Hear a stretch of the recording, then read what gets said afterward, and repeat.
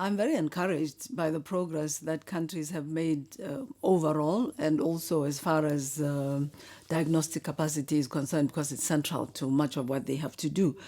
Several weeks ago, a month and a half ago, we only had 2 labs in 2 countries where this testing was available.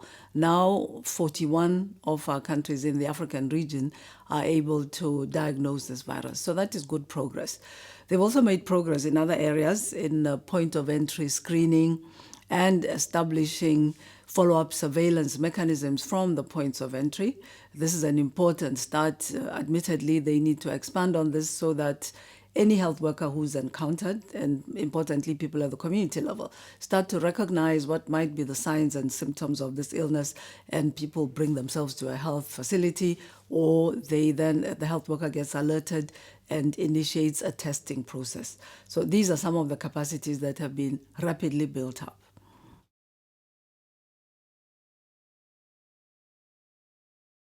Well, we've seen different countries manifest different aspects which are very critical to a successful response, we think.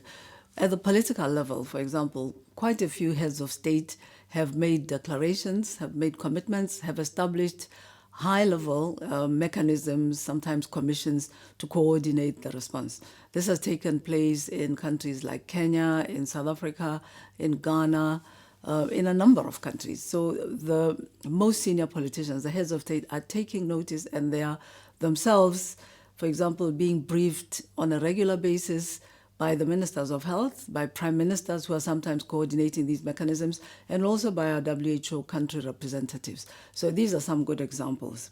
Others have manifested other examples. We have seen in the middle of these border closures, stopping of flights that have taken place in the last 2 weeks, Sao Tome and Principe show a very exciting example whereby they've, of course, had to accept that borders are closed. They themselves have done some of this, but they've taken the initiative to define a humanitarian corridor and also to offer logistical support for those who are working with them when either people or some of the goods and equipments that are needed have to be brought to bear.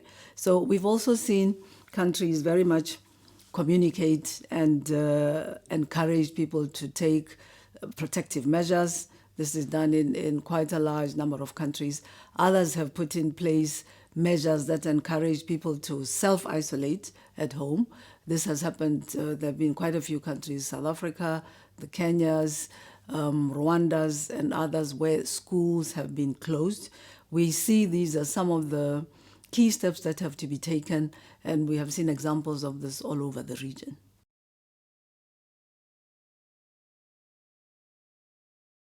The areas that are most in need of progress include making sure that we have some of the supplies and equipment in countries, first of all, to protect healthcare workers, personal protective equipment, and so procurement of some of these items, the laboratory test kits, is very, very important. Admittedly, some of this is beyond the control of individual governments. We have, at the global level, a market distortion that means that some of these items are very difficult to obtain.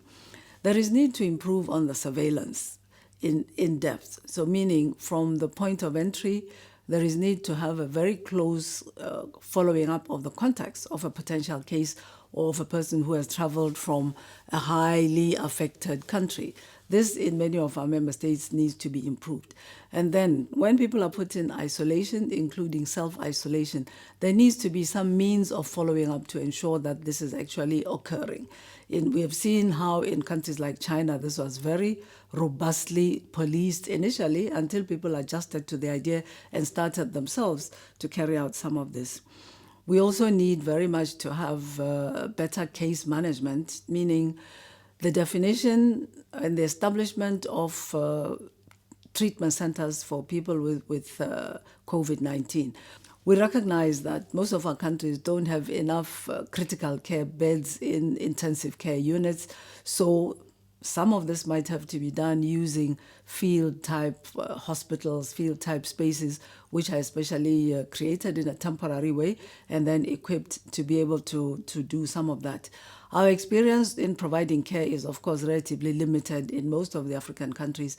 We will need to find ways of using the capacities available in the most efficient way. So people who have mild illness or who are infected but asymptomatic don't need to be admitted to a central hospital where you need to have beds for seriously ill patients.